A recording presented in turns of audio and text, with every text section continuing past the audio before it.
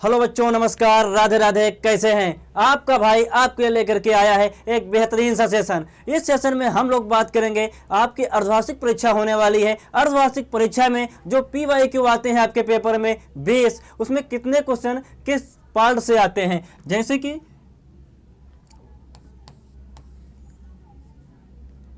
PYQ जो आता है आपका 20 क्वेश्चन आते हैं। कितने आते हैं? 10 में 20 क्वेश्चन आते हैं बच्चों। इस 20 में से फिजिक्स से जो आएगा, फिजिक्स से आता है 7 क्वेश्चन बच्चों। कितने आते हैं? 7। केमिस्ट्री से आते हैं 6 क्वेश्चन। कितने आते हैं? 6। और बायो से आते हैं बच्चों 7 क्वेश्चन। बायो से कितने आते हैं? 7 क्वेश्चन। तो इन टोटल करेंगे तो हो जाते हैं 20 क्वेश्चन। ये 20 क्वेश्चन हैं, ये आपके पेपर में जो आज मैं लेकर के आया हूं, अधिकतर चांस है यही क्वेश्चन छपेंगे जो लगातार बोर्ड पेपर में ही पूछे गए हैं। तो चलिए सेशन में देखते हैं। पहला क्वेश्चन है, श्वेत प्रकाश की एक किरण कांच के एक त्रिभुजाकार प्रिज्म से गुजरती है, सबसे अधिक विचलन किस रंग के लिए होगा? सबसे अधिक विचलन किस रंग के लिए होगा? जब कभी पूछा जाए बच्चों सबसे अधिक विचलन होता है, जब कभी भी पूछा जाए तो बैगनी याद रखना। अधिकतम के लिए बैगनी, न्यूनतम के लिए लाल। तो यहां पर क्या हो जाएगा? अधिकतम है तो क्या विकल्प सी सही होगा, बैगनी। लेकिन एक अपवाद है बच्चों जिसे आपको ध्यान रखना है। क्या अपवाद है? तरंग दैर्ध्य। तरंग दैर्ध्य बच्चों, जब तरंग दैर्ध्य पूछा जाएगा, क्या पूछे? तरंग दैर्ध्य। तो तरंग दैर्ध्य जो होती है लाल की अधिकतम होती है। किसकी अधिकतम होती है? लाल रंग की अधिकतम होती है। क्या हो जाएगा तरंग दैर्ध्य के लिए? लाल। लाल क्या होता है? अधिकतम। यहां पर जो बैगनी होगा वो न्यूनतम हो जाएगा। बाकी कहीं पर भी पूछ लिया जाए तो आपको सीधा ये बता देना है कि बैगनी दिख जाए तो बैगनी के लिए क्या होता है बच्चों? अधिकतम होता है। और लाल रंग के लिए क्या होगा? न्यूनतम होगा। तो यहां पर क्या सही हो जाएगा? बैगनी सही हो जाएगा। अगला क्वेश्चन है, सूर्यास्त एवं सूर्य उदय के क्षैतिज पर आसमान दिखाई देता है। जब बच्चों सूरज निकलने वाला होता है, सुबह का टाइम होता है, आप सोकर उठते हैं, बिल्कुल सूरज निकलने वाला देख रहे हैं, तो वहां पे नीचे देखते हैं क्षैतिज क्या होता है? कुछ जगह पे लाल लाल सा दिखाई देता है। और जब यही सूर्यास्त मतलब सूरज बैठने वाला होता है, शाम होने वाली रहती है, गौधरिया के समय, जैसे आप लोग कहते हैं गांव में, क्या कहते हैं? गौधरिया के समय। उस समय में जब सूरज को देखते हैं तो क्या दिखाई देता है? कुछ ही एरिया पर लाल दिखाई देता है। तो ये क्या हो जाएगा? इसमें श्वेताभ दे रखा है, रक्ताभ है, नीलाभ है, कृष्णाभ है। तो काला तो दिखाई नहीं देता है, नीला ये भी नहीं दिखाई देता है बच्चों, श्वेताभ ये भी नहीं दिखाई देता है। क्या सही हो जाएगा? रक्ताभ विकल्प। कौन सा विकल्प सही होगा? विकल्प बी। क्या हो जाएगा बच्चों? विकल्प बी सही होगा। कैसा दिखाई देता है? सूरज जब निकलने वाला रहता है या फिर बैठने वाला रहता है, छिपने वाला रहता है, तो किस रंग का दिखाई देता है? आकाश लाल रंग का दिखाई देता है बच्चों। किस तरह का? रक्ताभ।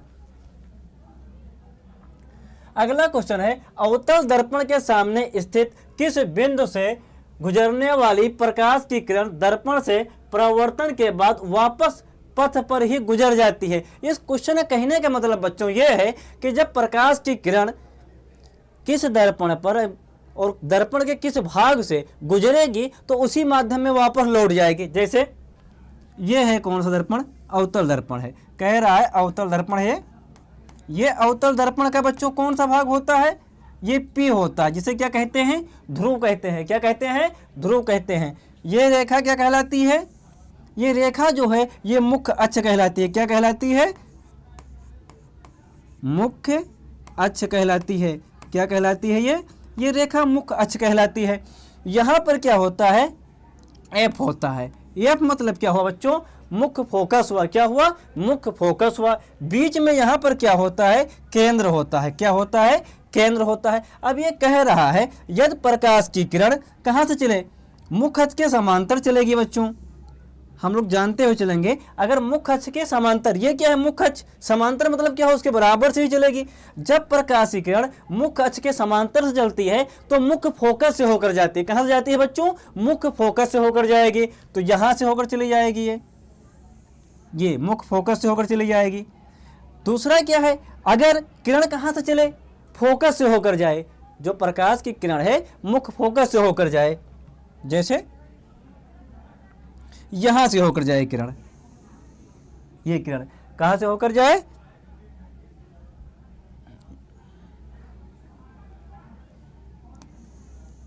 ये जाए कहां से, मुख्य फोकस से होकर जाए। अगर मुख्य फोकस से होकर जाएगी बच्चों तो क्या हो जाएगी, मुख्य अक्ष के समांतर हो जाएगी। क्या हो जाएगी, मुख्य अक्ष के समांतर हो जाएगी। कुछ नहीं करना है, ये मुख्य अक्ष के समांतर हो जाएगी। अब तीसरा है, जो क्वेश्चन ने पूछा है कि कहां से जाएगी किरण, तो अपने ही मार्ग में वापस लौट जाएगी, टकरा करके अपने ही मार्ग में वापस लौट जाएगी। जैसे इसे सीधे गई, सीधे उसी मार्ग में क्या आ जाएगी, वापस लौट जाएगी। तो ये कहां से है, वक्रता केंद्र, मतलब सी से जब प्रकाश की किरण जाएगी तो अपने ही मार्ग में क्या होगी, वापस लौट आएगी। क्या होगी, अपने ही मार्ग में ये किरण यहां से टकराएगी और अपने ही मार्ग, सॉरी भाई, इसी ही मार्ग पर क्या होगी, वापस लौट जाएगी।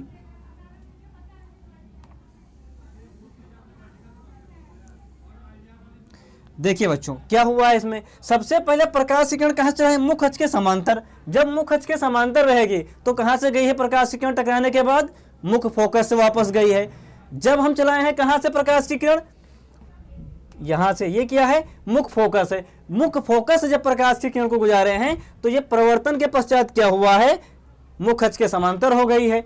जब प्रकाश की किरण को हम वक्रता केंद्र यानी सी से निकाले हैं, सी से होकर गई है तो अपने ही मार्ग पर वापस चली जाती है। क्वेश्चन में यही तो दे रखा है कि अवतल दर्पण के सामने स्थित किसी बिंदु से गुजरने वाली प्रकाश की किरण दर्पण से प्रवर्तन के पश्चात उसी पथ पर वापस गुजर जाती है। मतलब जिस रास्ते से आई होगी किरण उसी रास्ते पे वापस लौट जाएगी। तो वह बिंदु कौन सा होगा, अर्थात तो रास्ता कौन सा होगा, तो वो रास्ता कौन सा होगा, वक्रता केंद्र। कौन सा होगा, वक्रता केंद्र होगा बच्चों। कौन सा, वक्रता केंद्र होगा।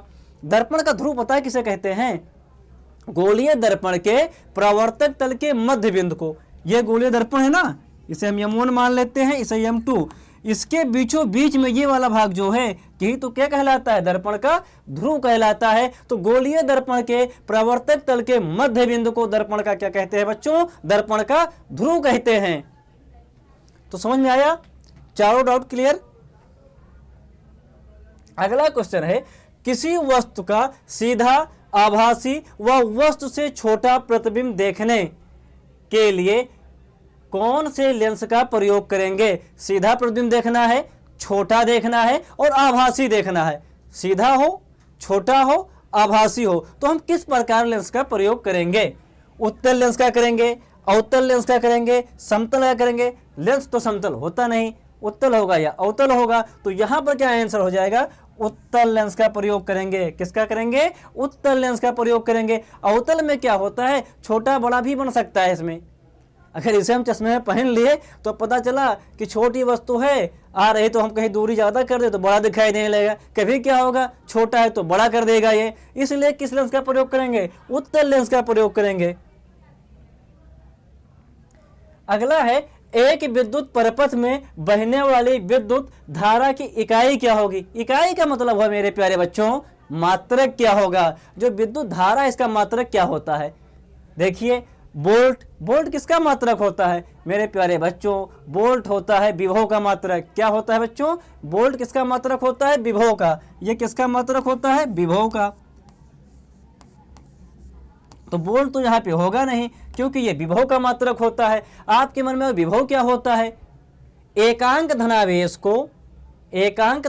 को किसी एक निश्चित बिंदु तक लाने में किया गया कार्य क्या कहलाता है, विभव कहलाता है। अनंत से एकांक धनावेश को, अनंत से एकांक धनावेश को एक निश्चित बिंदु तक लाने में किया गया कार्य क्या कहलाता है, विभव कहलाता है। इसको b से प्रदर्शित करते हैं। किससे, b से प्रदर्शित करते हैं और इसका मात्रक क्या होता है, वोल्ट होता है। तो ये विभव का मात्रक हो जाएगा। ये क्या है, एम्पियर। विद्युत धारा का मात्रक ही तो एम्पियर है बच्चों। क्या है, विद्युत धारा का मात्रक क्या है, एम्पियर है। बात आ रही प्रतिरोध क्या है। प्रतिरोध क्या है, जो ओम है ये प्रतिरोध का मात्रक है। प्रतिरोध का मतलब क्या हुआ, प्रतिरोध जो आपके मार्ग में बाधा बनता हो, रोकता हो, क्या कहलाता है, वो प्रतिरोध कहलाता है। तो प्रतिरोध का मात्रक ओम है। जो ओम है किसका मात्रक है, प्रतिरोध का मात्रक है बच्चों। किसका, ये है प्रतिरोध का मात्रक।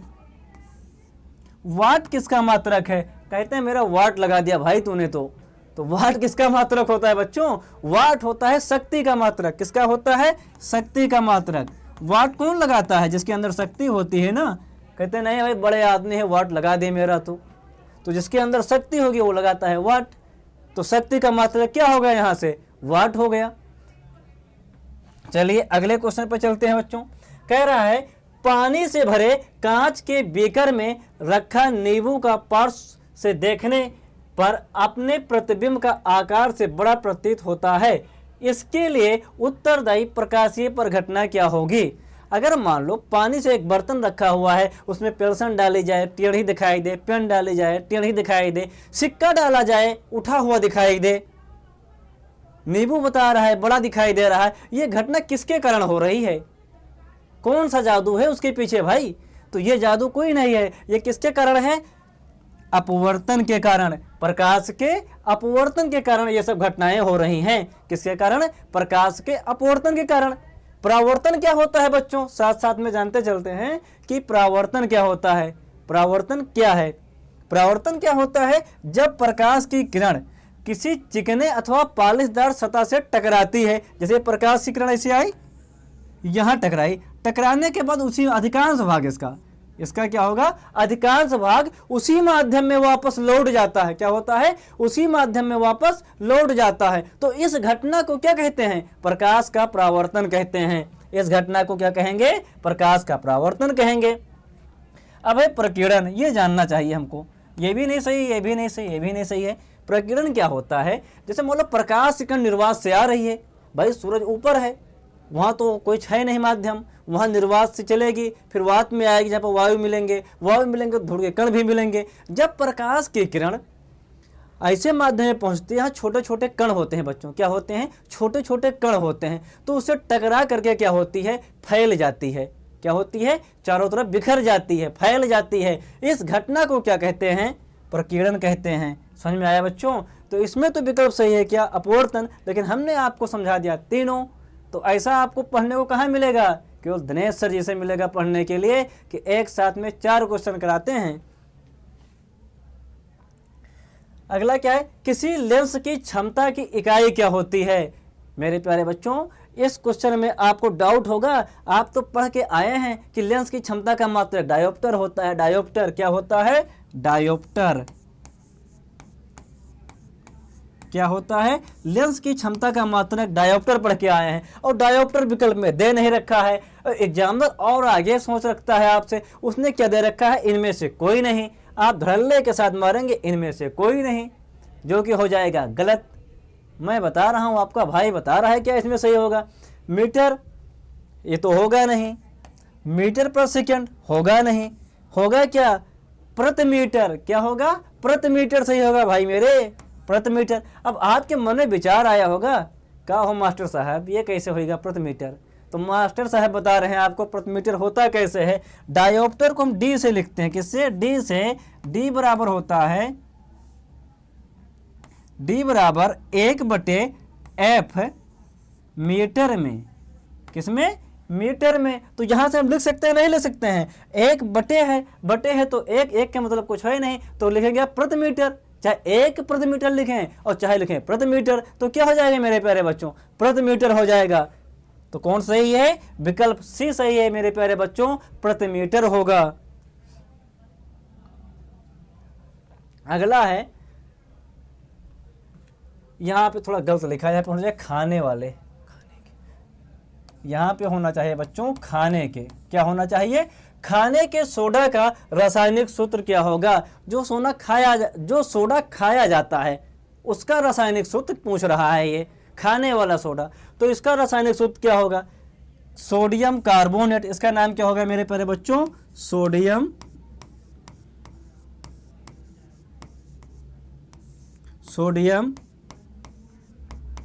कार्बोनेट।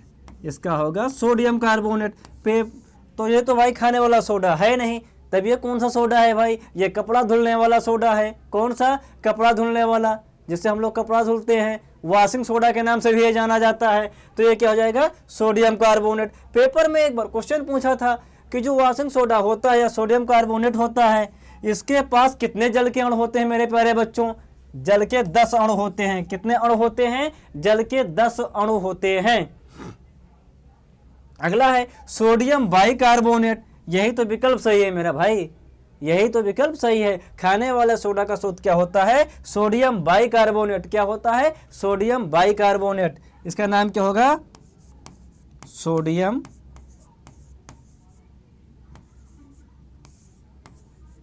बाइकार्बोनेट। क्या होता है? Sodium bicarbonate. NaHCO3 sodium bicarbonate है, जिसे खाने का सोडा भी कहते हैं। क्या कहते हैं? खाने का सोडा भी कहते हैं। तो विकल्प कौन सा सही होगा? विकल्प बी सही होगा। NaCl क्या है? साधारण नमक है। क्या है बच्चों? यह है साधारण नमक, सोडियम क्लोराइड। इसका नाम क्या होगा? सोडियम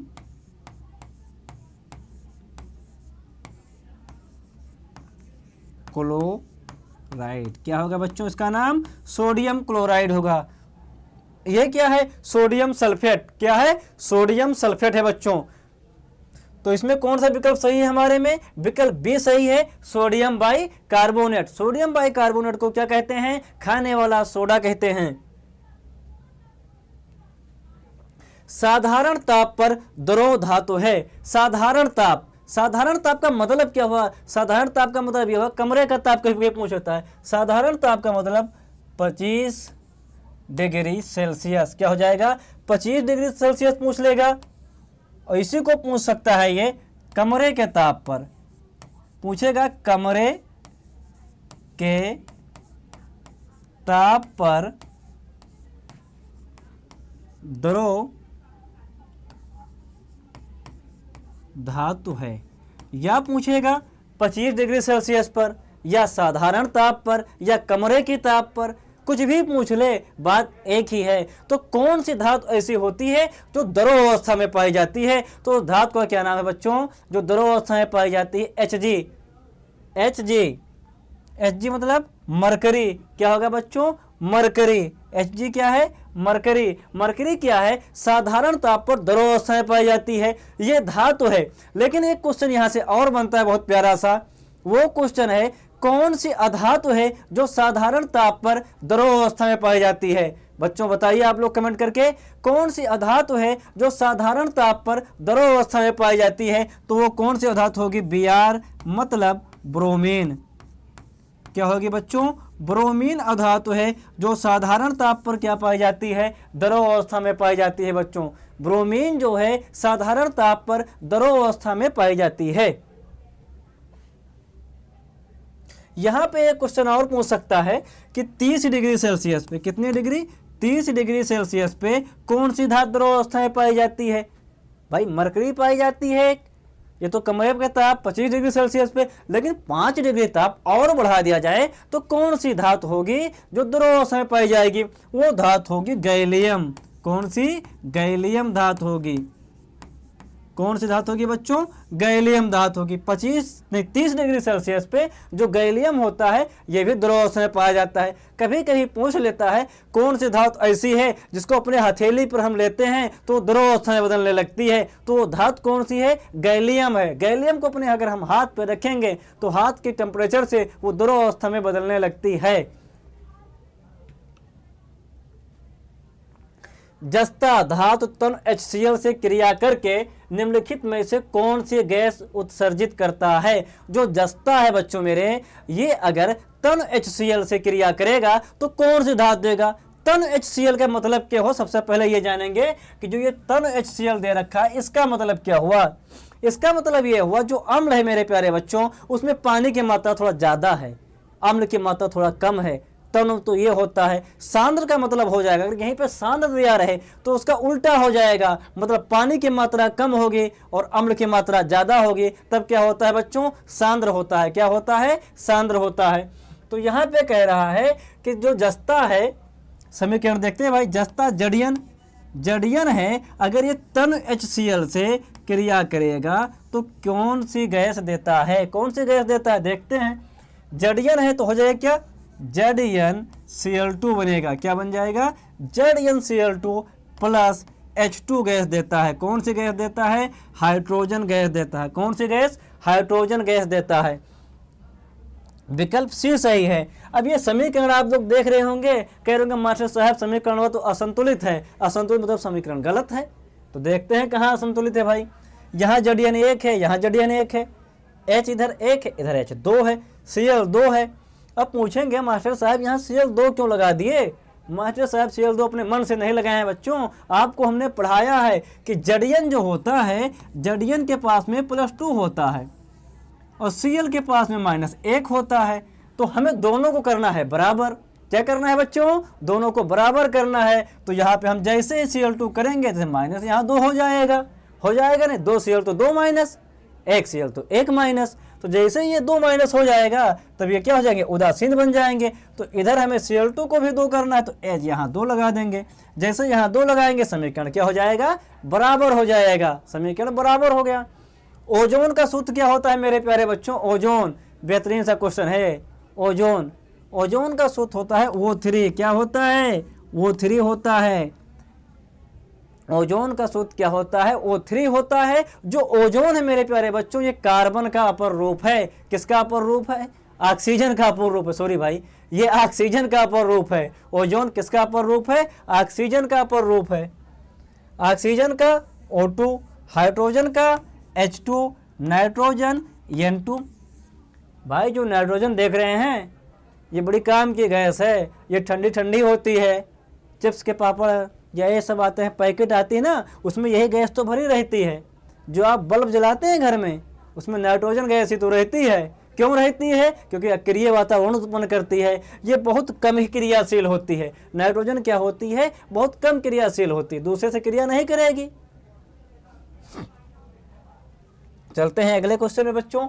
शुद्ध जल का pH मान होता है। सबसे पहले हम जानेंगे pH मान क्या होता है। ये चीजें, शुद्ध जल का जो pH मान होता है, तो जल का pH मान तो हम बाद में देखेंगे, बाद की बातें हुई। सबसे पहले तो इससे हमको निपटना होगा, इसका बात करेंगे pH का। pH क्या होता है?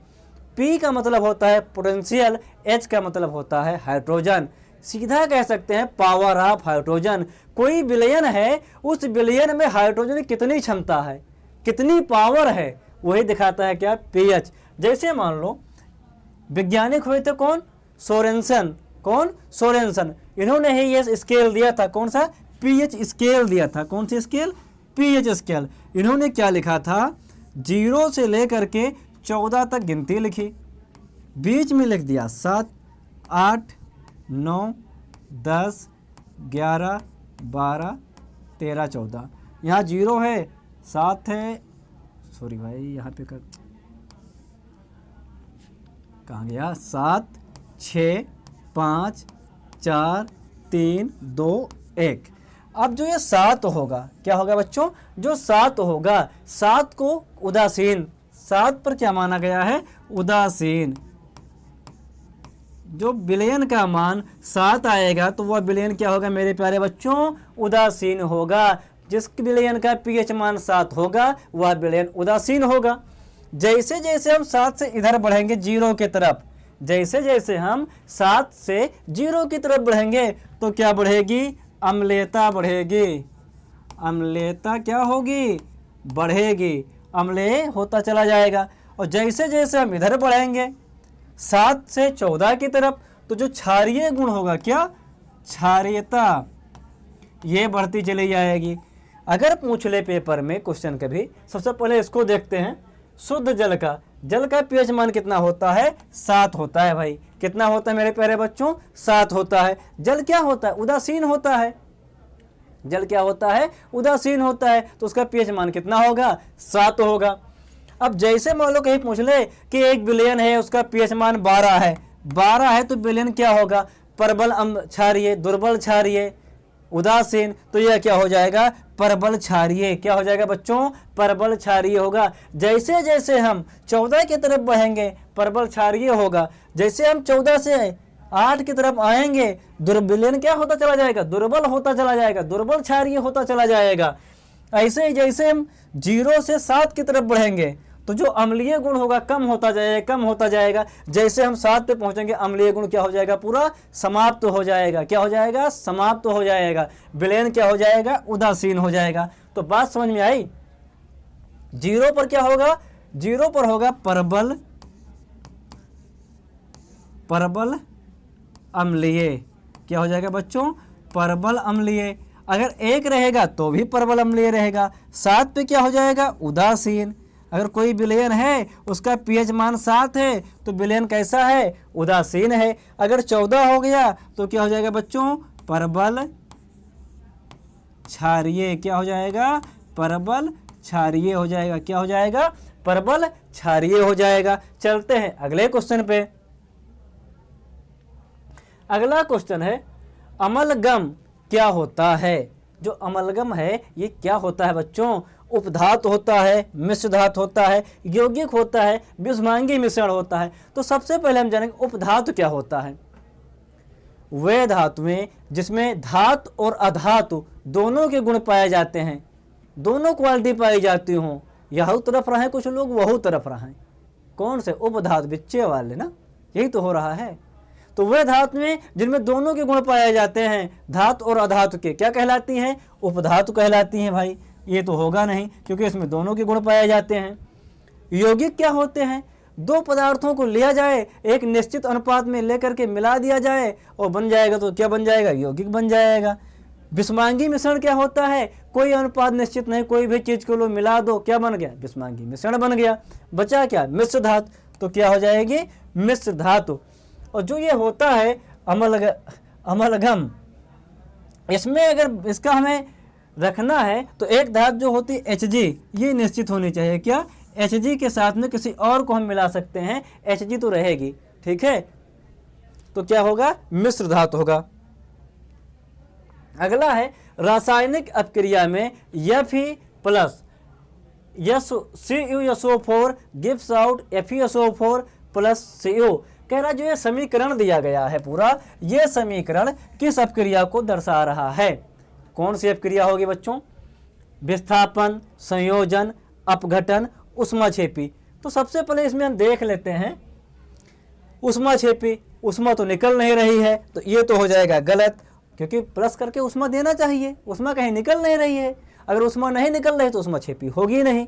अपघटन, अपघटन मतलब क्या हुआ, एक चीज है दो चीजों में टूट रहा है, नहीं भाई, यहाँ तो दो चीजें यहाँ भी हैं, दो चीजें मिल रहा है, दो अभिकारक हैं, दो ही उत्पाद मिल रहा है। अपघटन में क्या होता है, जब एक अभिकारक रहे और एक से अधिक उत्पाद दे तब तो अपघटन हो जाता, ये भी नहीं होगा।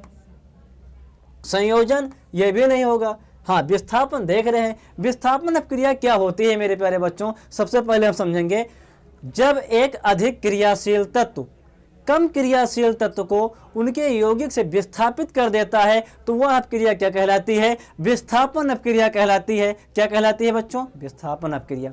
जैसे आपके घर में प्रोग्राम है बड़ा सा, कुर्सी थोड़ा कम पड़ गई, कई लोग बैठे हुए हैं, आप क्या करेंगे उसमें, एक बड़े आदमी नेताजी आ गए, पैसे वाले पावरफुल आदमी, आपने क्या काम किया, कोई बढ़िया देखे आदमी बैठा हुआ है तो नीबर है, सब कम पावर वाला आदमी है, कहे भैया जरा उठ जाइए, भैया को बैठ जाए दीदी, तो भैया ने क्या किया, उस छोटे आदमी को विस्थापित कर दिया, मतलब वो ज़्यादा क्रियाशील थे। तो ऐसे ही यहाँ पर हो रहा है, जो Fe है ये अधिक क्रियाशील है, किससे, Cu से। तो Fe क्या कर रहा है, Cu को विस्थापित करके Cu के जगह पर Fe बैठ जा रहा है, तो क्या हो जा रहा है, FeSO4 हो रहा है। क्या बन जा रहा है, FeSO4 बन जा रहा है, ठीक है। तो ये अपक्रिया होगी कौन सी बच्चों, विस्थापन अपक्रिया का उदाहरण है। किसका उदाहरण है, विस्थापन अपक्रिया का। संयोजन अपक्रिया, अपघटन, ऊष्माक्षेपी, ये आगे पढ़ेंगे बच्चों। आप लोग अगर कमेंट करें, कहें तो ये अपक्रिया हम सबको करके दिखा दें, यहीं पर अगर आप भूल गए हो तो समीकरण दे दें एक एक। चलिए, कह रहा द्विखंडन विधि द्वारा जनन होता है। द्विखंडन विधि मतलब एक जीव है, उसके पास ऐसा गुण पाया जाता है कि वो अपने आप में दो बन जाए। कौन सी विधि होगी, द्विखंडन विधि होगी। एक कोष के जीव होते नहीं हैं, एक कोशिका वाले होते हैं, उनको जन्म करने का मन हुआ, अपना क्या किया, अपने अंदर ही क्रिया किए, बना दिए एक और कोशिका, बन गई दोनों, दोनों हो जाएंगे अलग, क्या बन जाएगा, द्विखंडन हो जाएगा। तो इसमें क्या है, पैरामीशियम, अमीबा, यूग्लिना, ये तीनों जीव ऐसे हैं जो क्या करते हैं, द्विखंडन विधि द्वारा जनन होता है। इनमें कैसा जनन होता है, द्विखंडन विधि द्वारा जनन होता है। पैरामीशियम, अमीबा, यूग्लिना, इन तीनों में द्विखंडन विधि द्वारा ही जनन होता है बच्चों।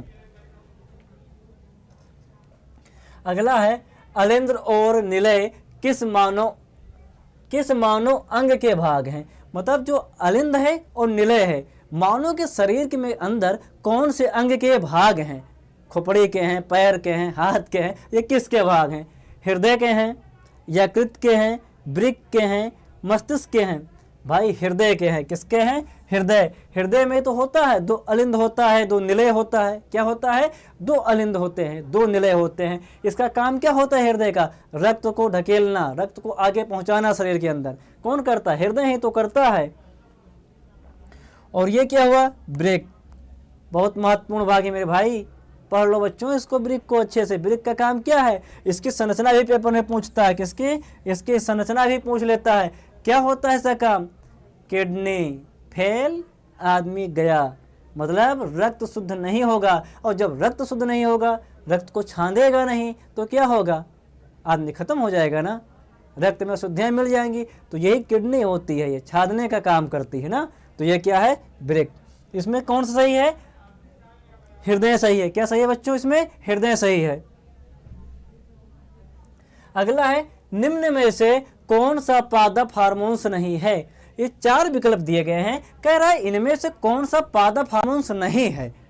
ऑक्सिन पादप हार्मोन्स है, जिब्रेलिन पादप हार्मोन्स है, साइटोकाइलिन पादप हार्मोन्स है।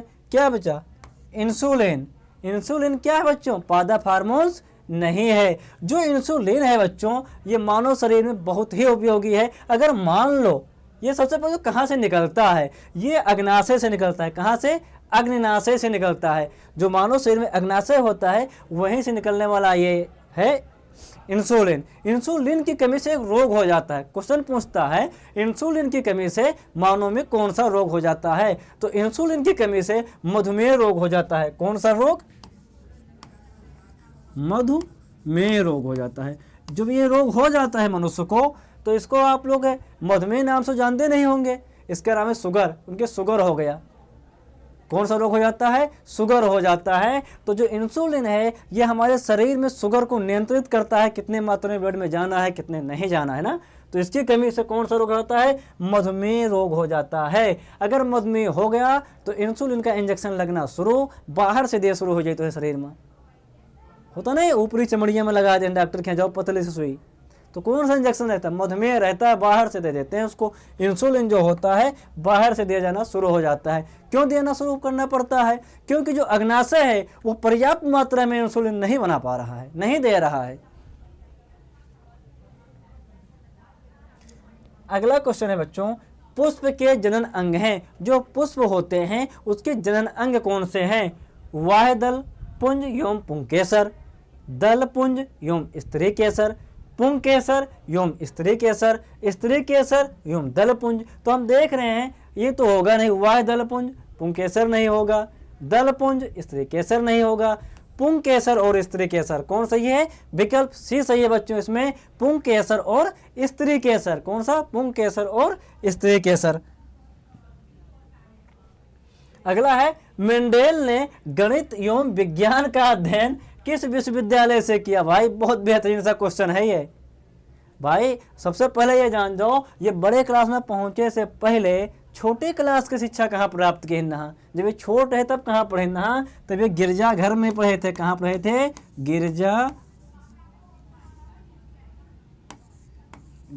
घर में पढ़े थे। कहाँ पढ़े थे, गिरजा घर में पढ़े थे। जब ये छोटे थे तब कहाँ पढ़े, गिरजा घर में। लेकिन जब ये बड़े हुए तब ये कहाँ पढ़े, ये पूछ रहा है कि गणित और विज्ञान की शिक्षा इन्होंने कहाँ से ली। गणित और विज्ञान की शिक्षा इन्होंने कहाँ से ली, गणित विज्ञान कहाँ से पढ़ा मेरे प्यारे बच्चों, तो ये वियना से पढ़े। कहाँ, वियना से पढ़े। वियना कहाँ पर है, एक देश है ऑस्ट्रिया। क्या है, ऑस्ट्रिया।